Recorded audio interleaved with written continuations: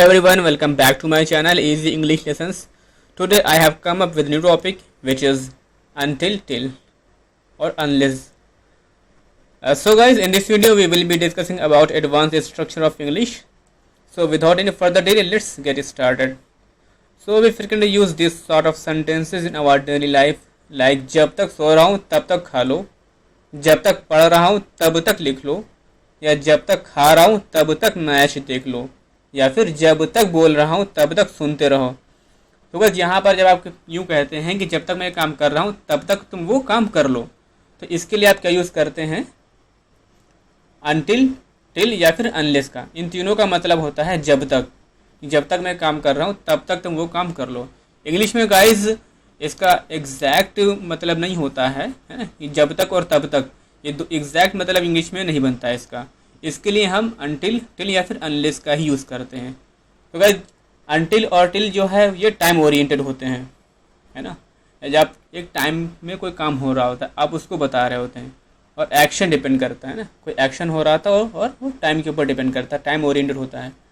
लेकिन अनलेस जो होता है ना, इसका मतलब है जब तक होता है, लेकिन ये जो है एक्शन ओरिएंटेड होते हैं और प्री कंडीशनल होते हैं। एक्शन ओरिएंटेड मतलब कि जब एक काम किसी दूसरे काम के होने पर डिपेंड करता है, उसके ऊपर निर्भर करता है ना, और वो एक कंडीशन को फुलफिल करता है, तभी अगला काम हो सकता है। जैसे कि unless the guard shows the flag the train will not move, यानी ट्रेन का मूव होना क्या है, ये एक एक्शन है, और ये एक्शन कब तक नहीं होगा? जब तक कि गार्ड फ्लैग न दिखा दे, है ना। जब तक कि गार्ड फ्लैग न दिखा दे तब तक वो एक्शन फुलफिल नहीं होगा, है ना। लेकिन गाइस यहाँ पर हम अनटिल और अनलेस की यूज़ के बारे में देखेंगे, है ना, और अनलेस की यूज़ के बारे में हम किसी और वीडियो में बात कर लेंगे।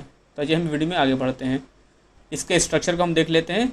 सबसे पहले हम सेंटेंस को रखते हैं और टिल या अनटिल को लगाते हैं, और फिर सेंटेंस को रख देते हैं, बाकी के सेंटेंस को रखते हैं। और इसको आप ऐसे भी बना सकते हैं कि सबसे पहले अनटिल को लगाते हैं और बाद में सेंटेंस को रख देते हैं बाकी के।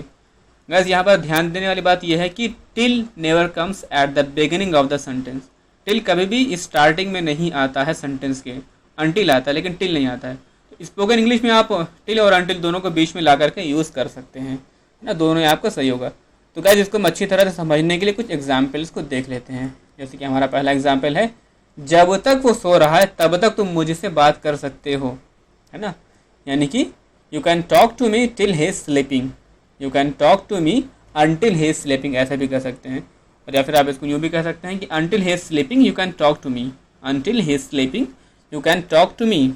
नेक्स्ट देख लेते हैं, जब तक तुम्हारे पापा नहीं आ जाते तब तक तुम खेल सकते हो, है ना। यहाँ पे कंडीशन है और एक टाइम से, यहाँ पर टाइम ओरिएंटेड यहाँ पर ना, कि जब तक जितनी देर तुम्हारे पापा नहीं आ रहे उतनी देर तुम खेल लो, है ना। तो आप यूँ बताना चाह रहे हैं, तो आप इसको कैसे कहेंगे? You can play until your father comes, you can play until your father comes. आप अनटिल की जगह टिल का भी यूज़ कर सकते हैं। Guys please like the video, है ना, फॉर माई मोटिवेशन। और अगर आप हमारे चैनल पर पहली बार हैं तो आपसे रिक्वेस्ट है कि चैनल को सब्सक्राइब कर दो और बेल आइकन को दबा दें। चलिए हम वीडियो में आगे बढ़ते हैं। जब तक मैं बोल रहा हूँ तब तक सुनते रहो, यानी कि keep listening until I am speaking, keep listening until I am speaking. यहाँ पे अनटिल और टिल भी यूज़ कर सकते हैं ना।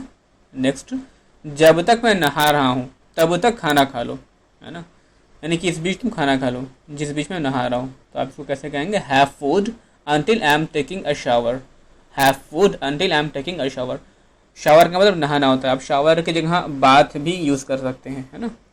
नेक्स्ट देख लेते हैं, जब तक मैं यहाँ बैठा हूँ तब तक किताब पढ़कर सुनाओ, यानी जितनी देर यहाँ पे बैठा हूँ उतनी देर तुम किताब पढ़कर सुनाओ। यानी कि read out the book until I am sitting here, read out the book until I am sitting here. Read out यानी कि पढ़कर सुनाना, है ना। जब तक मैं खाना खा रहा हूँ तब तक तुम मैच देख सकते हो, यानी कि you can watch match until I am having food, you can watch match until I am having food. Next, जब तक मैं लिख रहा हूँ तब तक तुम पढ़ो, यानी read until I am writing, read until I am writing. तो गाइज़ उम्मीद है आपने इस वीडियो से कुछ ना कुछ नया ज़रूर सीखा होगा, है ना। अगर आप हमारे चैनल पर पहली बार तब रिक्वेस्ट चैनल को सब्सक्राइब करते हैं और वीडियो को लाइक और शेयर करना ना भूलें। तो आपसे मिलते हैं हम एक नई वीडियो में एक नए लेसन के साथ में, तब तक के लिए टेक केयर, बाय बाय।